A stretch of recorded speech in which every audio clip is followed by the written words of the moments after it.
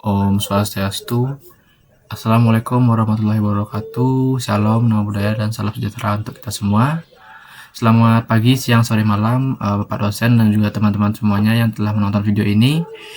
Kami dari kelompok 5 akan menjelaskan mengenai metode-metode dalam penjaringan CPU. Tapi sebelum itu, izinkan kami untuk memperkenalkan diri terlebih dahulu. Terkhususnya saya, mengenalkan nama saya Putu Aditya Putra dengan NIM akhir 006.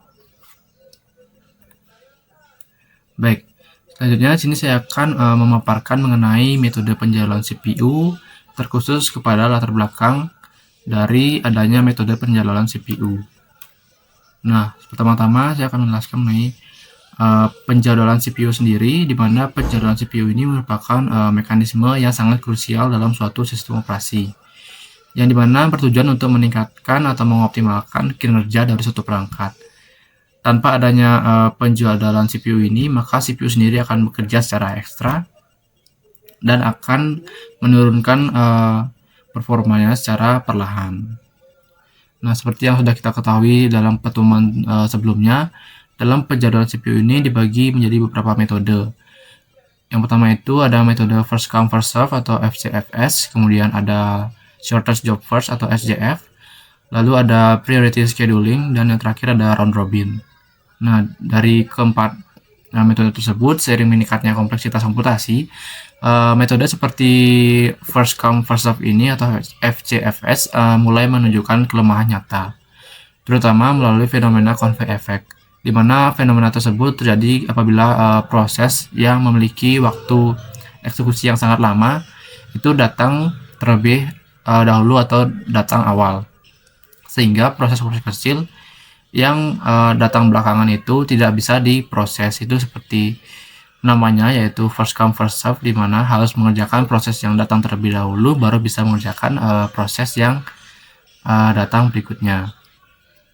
Nah, dari permasalahan tersebut maka kita mendapatkan beberapa solusi, yaitu menggunakan metode yang terbaru, yaitu yang bernama Highest Response Ratio Next atau HRRN, dan juga multi level queue. Saya akan menjelaskan mengenai secara singkat mengenai HRRN dan juga MLQ. Dimulai dari HRRN terlebih dahulu, di mana HRRN ini merupakan algoritma non-preventif, yang dimana non-preventif ini sudah kita pelajari pada pertemuan sebelumnya, yaitu merupakan suatu proses tersebut tidak dapat diinterupsi oleh proses lain. Jadi proses tersebut harus selesai terlebih dahulu baru bisa proses selanjutnya akan dieksekusi. Kemudian algoritma ini dirancang untuk mengatasi masalah starvation atau kelaparan pada metode shortest job first, yang dimana HRRN ini bekerja secara adil dan dengan menghitung rasio respons setiap proses secara dinamis atau berubah-ubah. Kemudian ada metode yang kedua, yaitu MLQ atau multi level queue, yang dimana metode ini adalah metode dengan mengelompokkan proses ke dalam beberapa antrean berbeda berdasarkan jenisnya, seperti proses interaktif yang membutuhkan respon cepat atau proses batch yang berjalan di latar belakang. Baik, untuk selanjutnya saya akan menjelaskan mengenai metode Highest Response Ratio Next atau HRRN, terlebih ke dalam definisi dan juga konsep dasarnya. Pertama-tama saya akan menjelaskan mengenai definisinya terlebih dahulu, di mana definisi dari HRRN ini adalah algoritma penjadwalan yang bersifat non-preventif, yaitu algoritma yang tidak bisa diinterupsi oleh proses lain, dan bersifat priority based scheduling. Jadi ini menggunakan skala prioritas yang dinamis. Dapat dilihat pada gambar. Jadi dalam gambar ini dapat dilihat kalau proses atau metode ini menggunakan prioritas. Jadi kalau proses yang memiliki prioritas paling tinggi akan dikerjakan terlebih dahulu atau dieksekusi terlebih dahulu. Kemudian kita masuk ke dalam konsep dasarnya, di mana algoritma HRRN ini adalah modifikasi dari algoritma first come first serve atau FCFS dan juga shortest job first atau SJF, di mana tujuan dari modifikasi kedua metode tersebut adalah untuk mengatasi masalah starvation yang masih dapat terjadi dalam metode tersebut. Di mana metode Highest Response Ratio Next ini menggunakan parameter respon rasio, dan metode ini akan mengambil proses yang memiliki respon rasio paling tinggi. Jadi pada gambar ini merupakan gambaran dari Highest Response Ratio Next. Sekian pemaparan dari saya. Terus selanjutnya itu adalah cara kerja dari atau metode Highest Response Ratio Next yang akan dijelaskan oleh rekan saya. Baik, terima kasih. Perkenalkan, saya Skana Farel Kagata dengan 3 digit NIM akhir 012. Di sini saya akan menjelaskan cara kerja dari metode HRRN ini. Jadi, untuk HRRN ini, proses akan dieksekusi berdasarkan arrival time-nya. Akan tetapi, jika ada beberapa proses dengan arrival time yang sama, maka metode ini atau algoritma ini akan memilih yang memiliki burst time yang lebih pendek atau jobnya lebih pendek. Kemudian, akan tetapi jika CPU sedang memilih proses yang akan dieksekusi selanjutnya, ketika sudah selesai menjalankan suatu proses, maka metode ini akan memilih suatu proses yang berada di ready queue yang memiliki respon rasio yang tertinggi. Untuk rumusnya sendiri, itu adalah waiting time tambah burst time dulu, kemudian dibagikan dengan burst time-nya itu. Setelah dari cara kerja HRRN, maka kita akan lanjut ke simulasi kasus dari HRRN ini. Dalam simulasi kasus ini, kami akan singkat burst time menjadi BT dan waiting time menjadi WT. Dapat dilihat di gambar kalau kita memiliki 4 proses, yaitu P1 dengan arrival time 0 dan burst time 3, P2 dengan arrival 0 dan burst time 8, P3 dengan arrival 3 dan burst time 5, dan terakhir P4 dengan arrival 5 dan burst time 2. Jadi kita mulai untuk chartnya. Dikarenakan chart dimulai dari 0 gitu, dan dalam waktu ke 0 itu terdapat P1 dan P2 yang pertama kali datang gitu, maka pertama kita hitung dulu apakah respon rasio mereka sama gitu. Dikarenakan mereka datang barengan dan mereka juga tidak memiliki waiting time, maka untuk respon rasio mereka adalah sama. Dan dikarenakan respon rasio sama, maka metode ini akan memilih yang memiliki burst time lebih pendek atau jobnya yang lebih singkat, yaitu P1. Oleh karena itu, algoritma akan memilih P1. Kemudian setelah P1 berjalan, sampai ke waktu ketiga, maka di waktu ketiga juga akan hadir P3 yang dimana memiliki burst time 5 dan P2 tadi yang sudah menunggu selama 3. Dikarenakan P2 sudah menunggu 3, kita masukkan ke rumusnya itu 3 ditambah 8 itu adalah 11 dan dibagi dengan burst time-nya dia sendiri yaitu 8. Yaitu 11 bagi 8 adalah 1,375.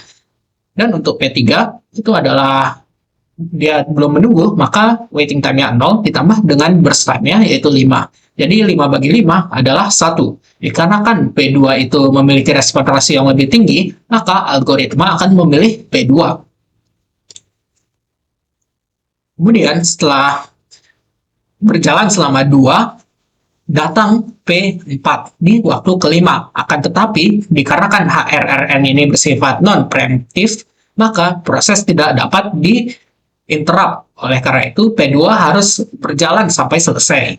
Di mana? Di waktu ke-11. Di waktu ke-11 itu dikarenakan P4 sudah datang di waktu kelima, maka ada waiting time-nya. Tetapi kita hitung dari P3-nya dulu. Untuk P3-nya itu, tadi dia sudah menunggu sebanyak 8, dan ditambah dengan burst time-nya, yaitu 5. Yaitu 8 tambah 5, 13. Dibagi dengan burst time-nya dia sendiri, yaitu 5, yang menghasilkan angka 2,6. Dan untuk P4-nya, proses 4 menunggu sebanyak 6 set waktu. Dan dia memiliki burst time sebanyak 2. Jika kita tambah, maka hasilnya 8 dan dibagikan dengan burst time dia sendiri, yaitu 2, yaitu hasilnya 4. Di sini dikarenakan P4 bernilai 4 dan P3 bernilai 2,6, P4 kan artinya lebih tinggi. Oleh karena itu, algoritma akan memilih P4. Setelah P4 berjalan, akan tersisa P3 saja, dikarenakan tidak ada proses yang datang lagi gitu. Oleh karena itu, metode ini akan langsung memilih P3-nya. Dan ini merupakan Gantt chart terakhir dari studi kasus kita ini, simulasi kasus kita ini. Dan apabila kita hitung untuk average waiting time dan average turnaround time-nya, kita dapat average waiting time-nya akan kami singkat menjadi AWT di sini sebesar 4,75 dan average turnaround time-nya yang akan disingkat menjadi ATAT sebanyak 9,25. Akan tetapi kita tidak tahu apakah nilai ini itu sebenarnya bagus atau tidak. Oleh karena itu, kita akan bandingkan dengan algoritma lain yang lebih sederhana. Di sini pertama kita akan bandingkan dulu dengan FCFS. Di sini FCFS merupakan first come first serve, yang dimana artinya semakin duluan proses tersebut, baik burst time-nya lebih tinggi atau lebih pendek, dia bakalan terlebih dahulu. Oleh karena itu, urutan untuk FCFS adalah P1, P2, P3, dan P4. Dan di sini juga kita dapat melihat untuk waiting time per prosesnya itu. Untuk P1 karena langsung dia berjalan maka nilainya 0. Untuk P2 dikarenakan P1 berhenti, P1 selesai programnya di waktu ketiga, maka dia waiting time untuk P2-nya adalah 3 dikarenakan dia di 0 dia munculnya. Dan P3 itu dikarenakan P2 selesai di 11 dan untuk P3 dia datangnya di angka ketiga, jadi 11 kurang 3 adalah 8, dan P4 itu dia datang di 5, akan tetapi baru dieksekusi di 16. Jadi 16 kurang 5, 11 gitu. Untuk TAT mirip, akan tetapi bedanya hanya di akhir eksekusinya. Jika kita hitung AWT-nya untuk FCFS nilainya 5,5 dan ATAT-nya bernilai 10. Selain FCFS, kita juga akan coba hitung untuk metode SJF. Di sini SJF itu akan memprioritaskan atau mengutamakan yang memiliki burst time lebih pendek. Untuk SJFS, SJF urutannya adalah P1, P3, P4, dan P2. Dapat kita lihat di sini untuk waiting time P1-nya dia langsung dijalankan, maka 0. Untuk P2 dikarenakan dia dari 0 dan dia memiliki burst time yang paling panjang, maka dia akan terdorong ke belakang, sehingga untuk waiting time dan turnaround time P2 itu akan menjadi buruk.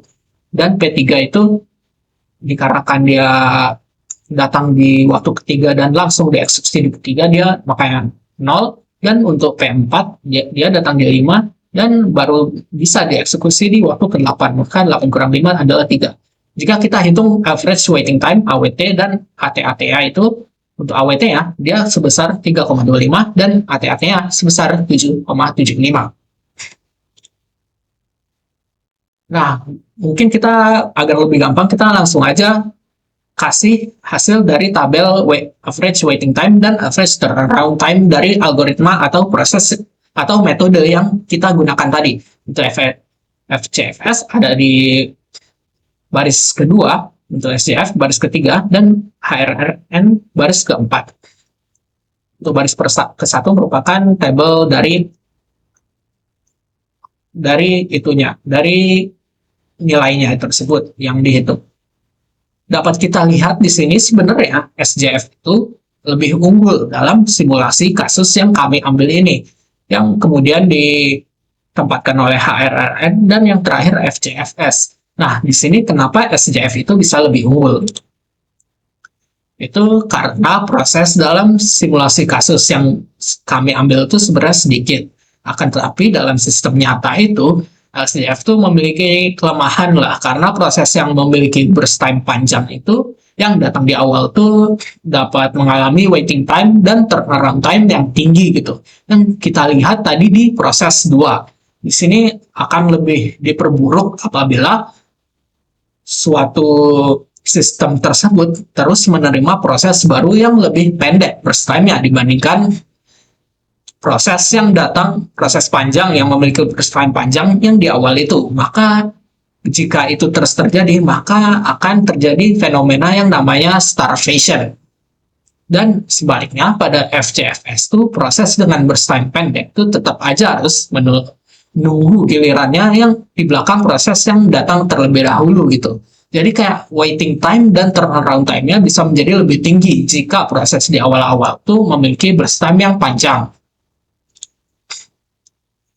Di sini saya coba analogikan kalau FCFS itu di sini berapapun banyak barang yang dia beli gitu selama dia datang duluan, maka dia akan dilayani duluan oleh kasirnya. Dan untuk SJF itu selama misalkan kalian punya barang lebih dikit gitu dari yang lain gitu, maka kalian akan dilayani terlebih dahulu. Dan untuk HRRN ini, kasir ini akan menghitung seberapa banyak nih kalian udah nunggu gitu loh. Dan kayak berapa banyak barang yang kalian mau bayar gitu loh. Di sini saya akan coba jelaskan analisis kelebihan dan kekurangan dari HRRN ini. Dan untuk kelebihannya yang pertama dia adil. Dikarenakan semua proses itu baik yang memerlukan sumber daya yang besar dari CPU ataupun yang tidak tuh pasti akan mendapat gilirannya. Kemudian response time dari HRRN ini juga dapat cenderung cukup baik dikarenakan HRRN ini memprioritaskan proses yang udah menunggu lebih lama.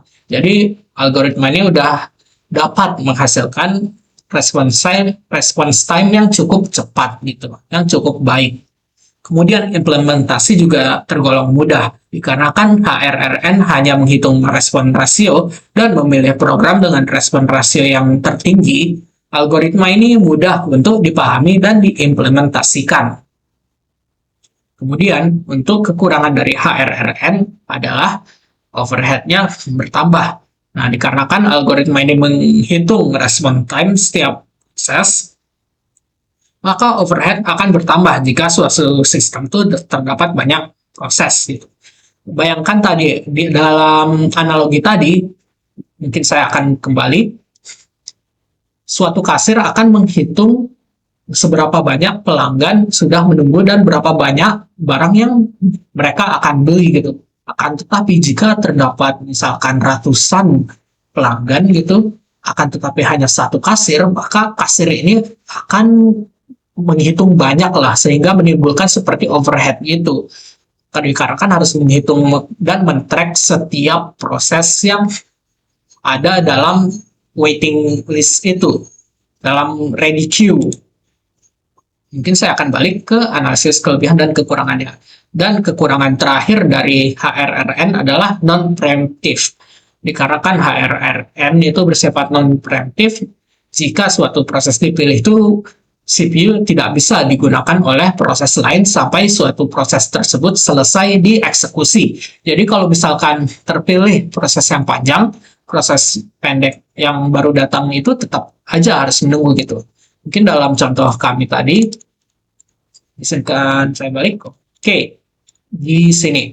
Di sini kita dapat lihatlah P4 itu datang, akan tetapi P4 itu tidak bisa langsung diukur dikarenakan untuk HRRN ini dia bersifat non-preemptive, sehingga proses 4 ini tidak dapat menginterupsi CPU untuk menghitung ulang kayak respon rasionya dari metode ini.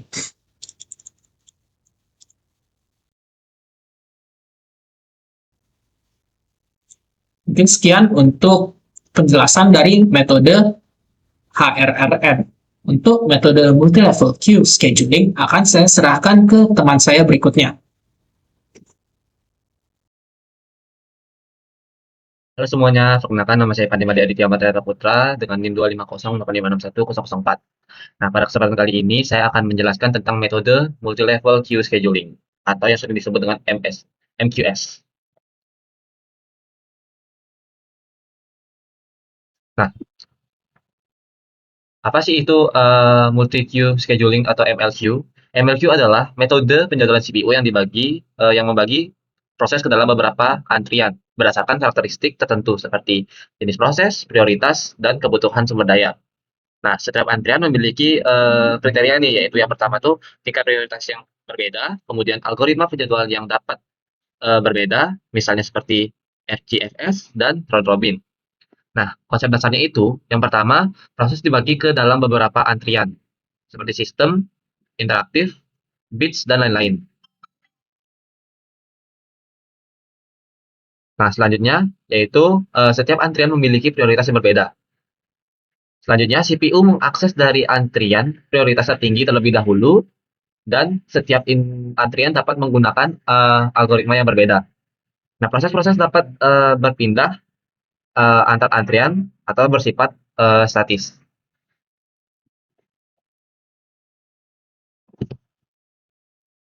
Nah, gimana sih cara kerjanya? Nah, pada bagian pertama itu, yaitu pengelompokan proses. Nah, setiap proses yang masuk ke dalam sistem akan dikelompokkan ke dalam beberapa antrian. Nah, pengelompokan ini didasarkan pada karakteristik seperti jenis proses, tingkat interaksivitas, serta kebutuhan sumber daya. Nah, sebagai contoh, proses akan dimasukkan ke dalam antrian prioritas tertinggi, kemudian proses interaktif ke dalam prioritas sedang, dan proses batch ke dalam prioritas rendah. Nah, setiap antrian ini sudah memiliki tingkat prioritas atau memiliki tingkat prioritas yang ditentukan sejak awal. Nah, selanjutnya yaitu pada bagian kedua, yaitu penjadwalan antar antrian. Sistem operasi akan menentukan urutan eksekusi berdasarkan prioritas. Nah, CPU akan selalu memproses antrian dengan prioritas tertinggi terlebih dahulu. Selama antrian tersebut masih memiliki proses, maka antrian dengan prioritas lebih rendah tidak akan dieksekusi. Nah, namun jika antrian dengan prioritas tertinggi sudah kosong, maka CPU akan berpindah ke antrian berikutnya sesuai dengan urutan prioritas, yaitu dari tinggi ke sedang, lalu ke rendah. Nah, kemudian bagian yang ketiga, yaitu penjadwalan di dalam antrian. Nah, setiap antrian memiliki algoritma penjadwalan yang dapat berbeda-beda. Nah, seperti contoh pada antrian prioritas tinggi dan sedang biasanya digunakan algoritma round robin untuk menjaga responsivitas sistem. Nah, sedangkan pada antrian prioritas rendah, yaitu biasanya menggunakan algoritma first come first serve atau FGFS untuk efisiensi pemrosesan. Nah, hal ini menunjukkan bahwa MLQ tidak hanya mengatur prioritas, tapi juga mengkombinasikan berbagai algoritma penjadwalan.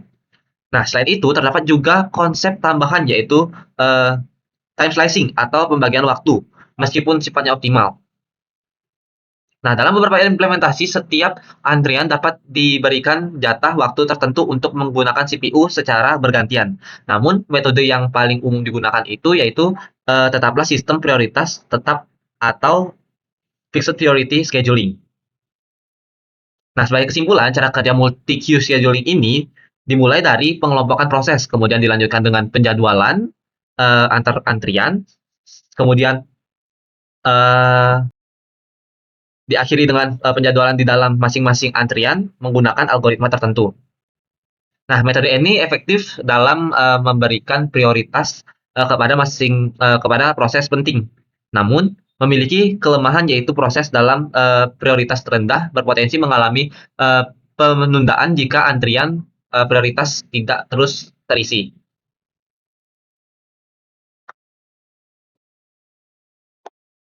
Oke, di sini kita masuk ke contoh kasusnya. Di sini saya sudah memiliki tabel data proses, yang dimana saya sudah mengelompokkannya, yaitu yang tinggi itu berwarna ungu, sedang berwarna hijau, dan rendah berwarna kuning. Oke, di sini kita pertama itu melakukan menentukan urutan eksekusinya, di mana Q tertinggi ini atau warna ungu itu menjadi prioritas utama. Kemudian Q sedang jika prioritas utama ini sudah kosong, maka Q sedang ini akan berjalan. Kemudian Q rendah, jika semuanya kosong, maka Q yang paling terendah ini akan jalan. Nah, dalam Q menggunakan algoritma yang seperti dari tinggi dari setelah tinggi ini selesai, kemudian pindah ke sedang, langsung setelah semuanya yang tinggi dan sedang ini kosong, maka yang rendah akan langsung dieksekusi. Oke, di sini saya sudah membuat tabel urutan eksekusi dalam CPU. Nah, dalam kasus ini menggunakan 3 antrian dengan prioritas yang berbeda, yaitu yang pertama prioritas tinggi atau yang berwarna ungu, kemudian prioritas sedang berwarna hijau, dan prioritas rendah berwarna kuning. Nah, prinsip utamanya itu adalah CPU selalu mengeksekusi antrian dengan prioritas tertinggi terlebih dahulu. Nah, pada awal, yaitu pada T sama dengan 0, itu hanya proses P1 yang berada di queue tertinggi, sehingga langsung dieksekusi dari waktu ke 0 hingga ke 4. Nah, selanjutnya proses P2, di mana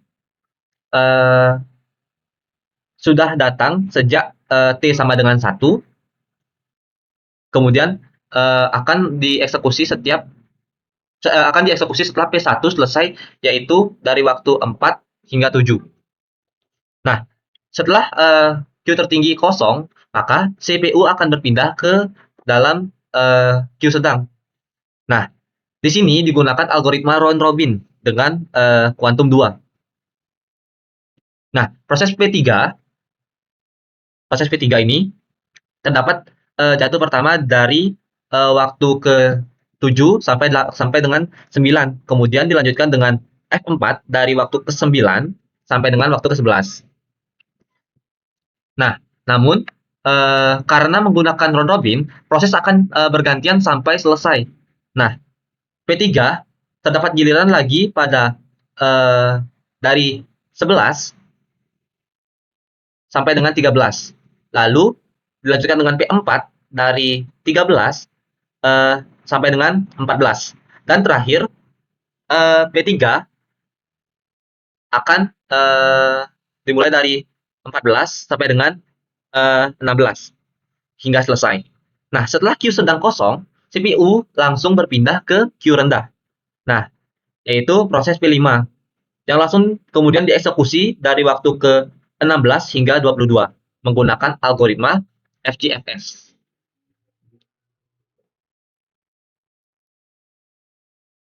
Nah, di sini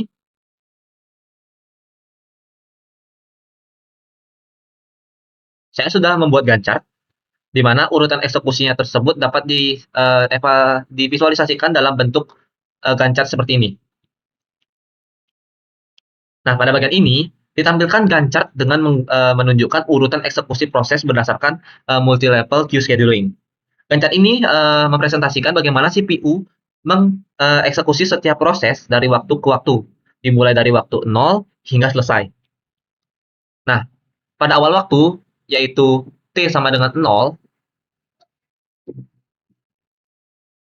hingga T sama dengan 4, CPU akan mengeksekusi proses P1 dari queue prioritas tertinggi karena prioritas ini datang paling awal dan memiliki prioritas tertinggi.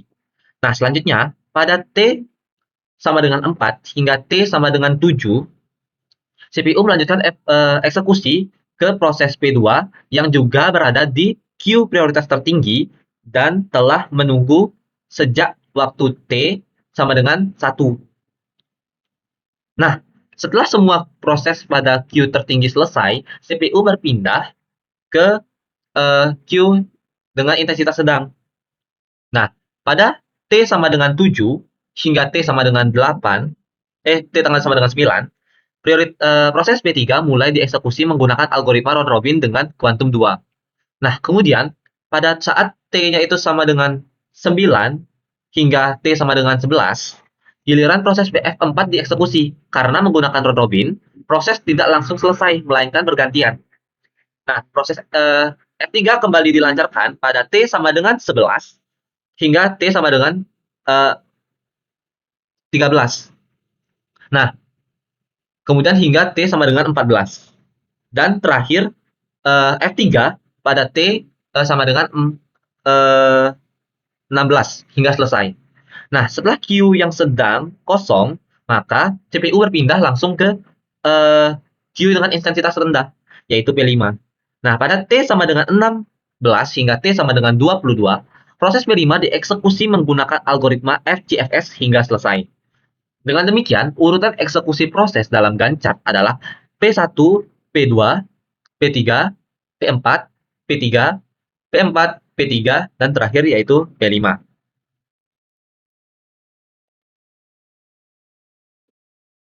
Nah, selanjutnya kita di sini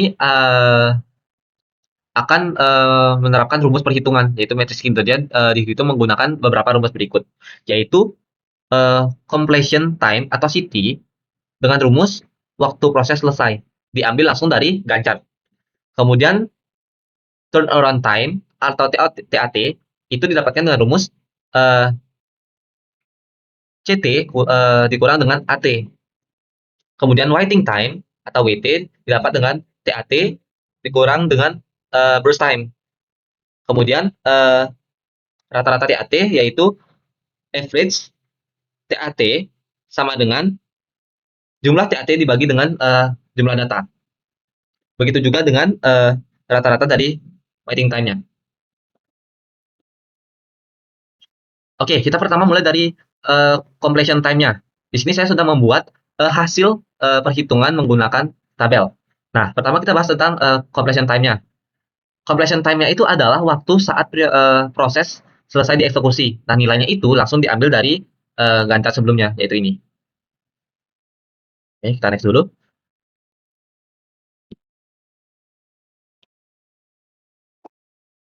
Nah, P1 selesai di waktu 4.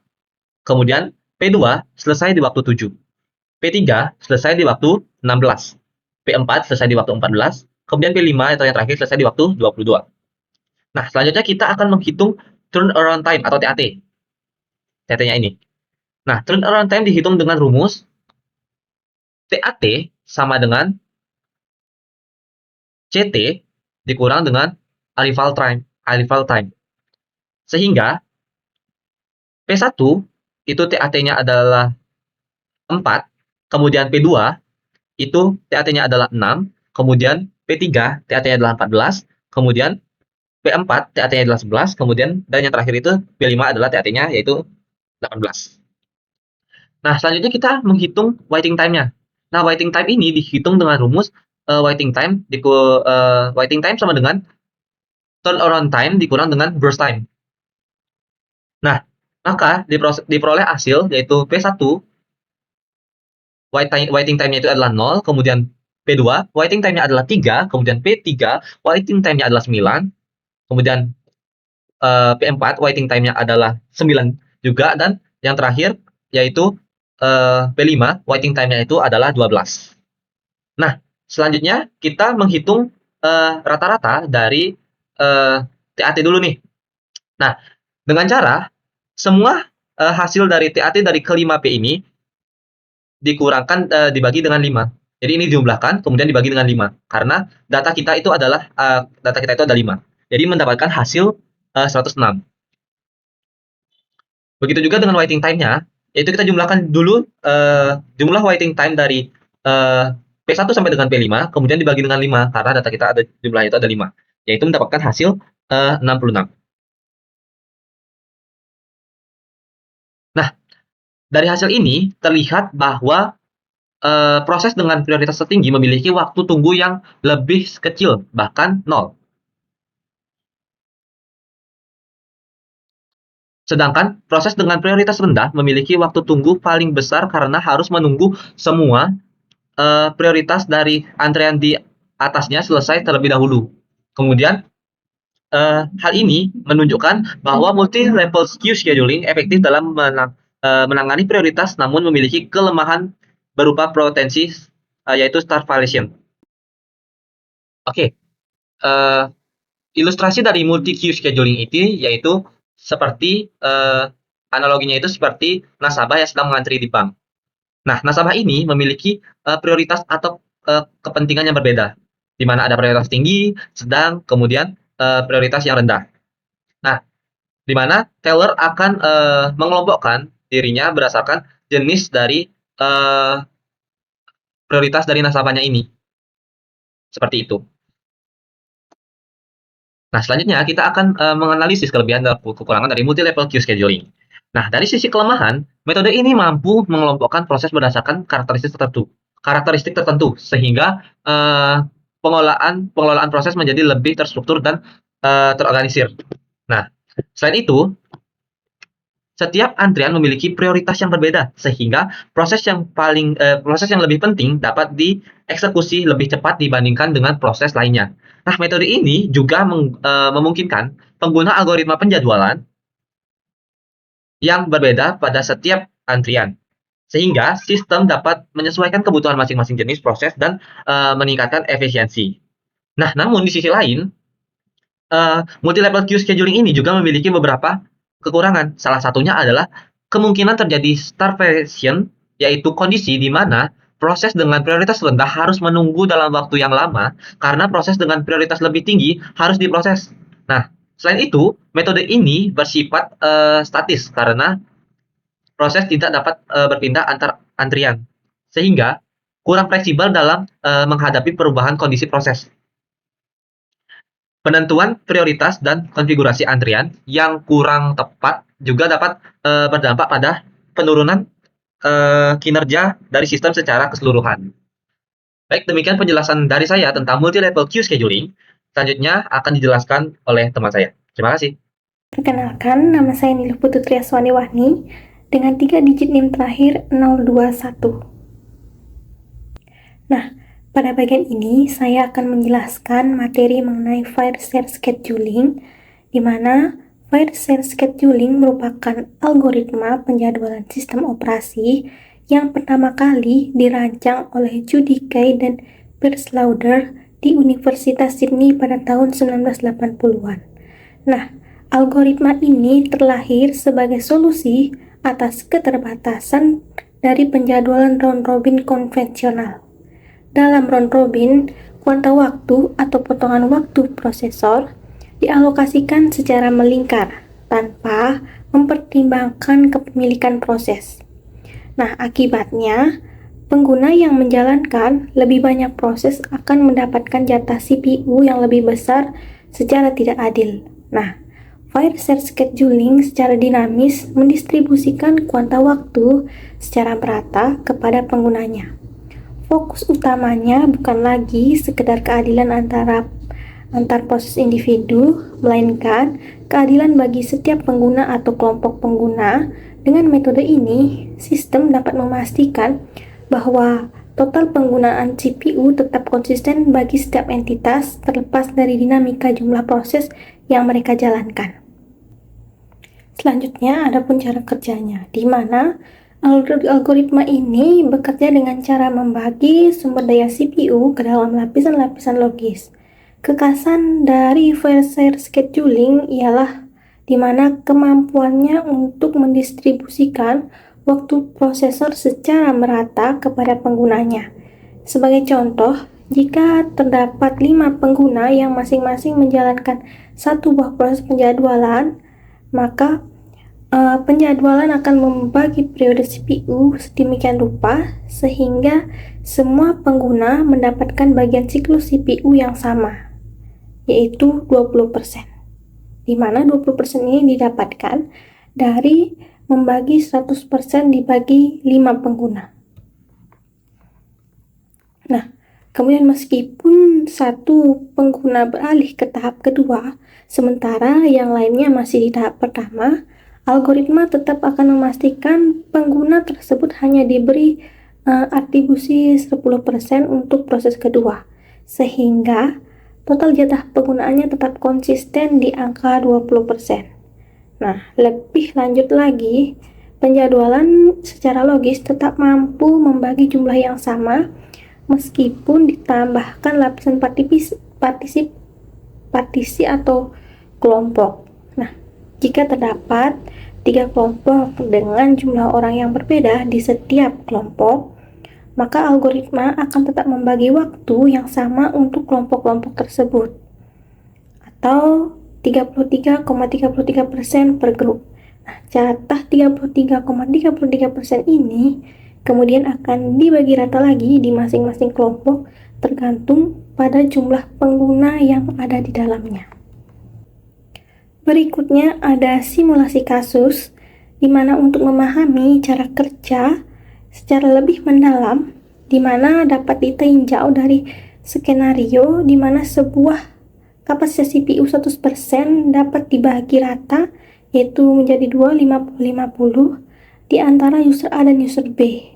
Nah, di mana user A ini hanya memiliki 1 buah proses, sementara user B memiliki 4 buah proses, yaitu P1 dapat dihitung dengan P1, P2 hingga P4.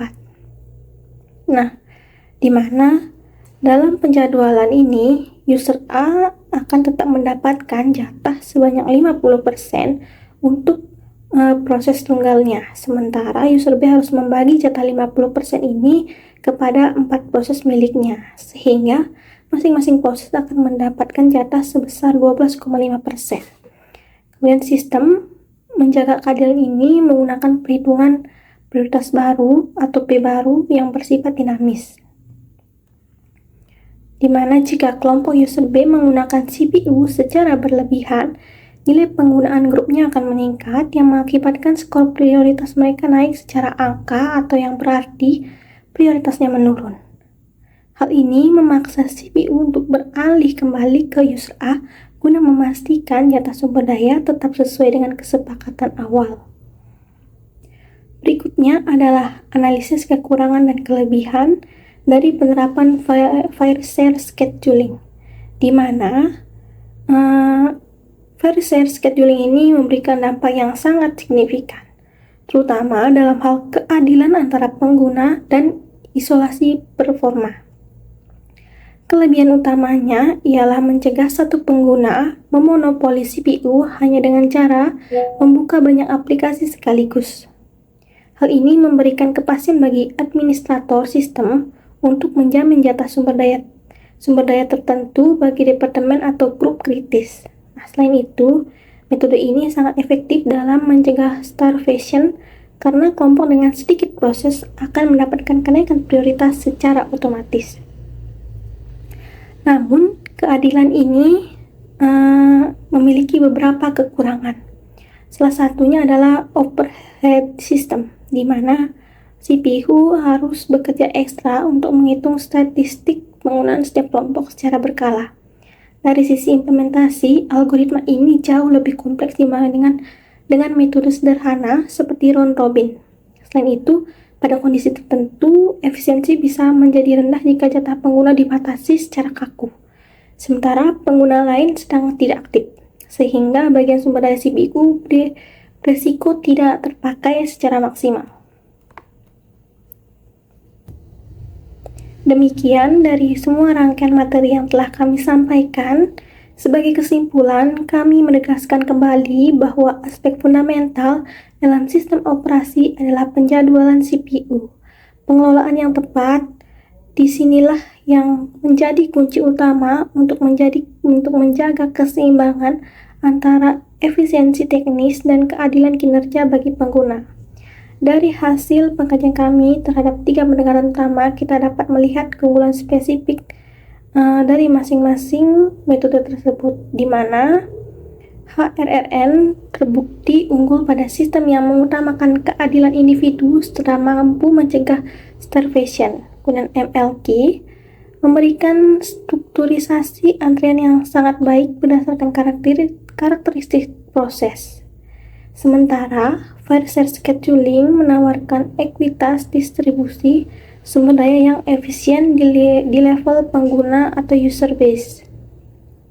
Nah, oleh karena itu, poin penting yang ingin kami sampaikan sebagai panduan pemilihan metode adalah kita dapat menggunakan HRRN jika Anda mengutamakan throughput tanpa mengorbankan proses yang durasinya lama.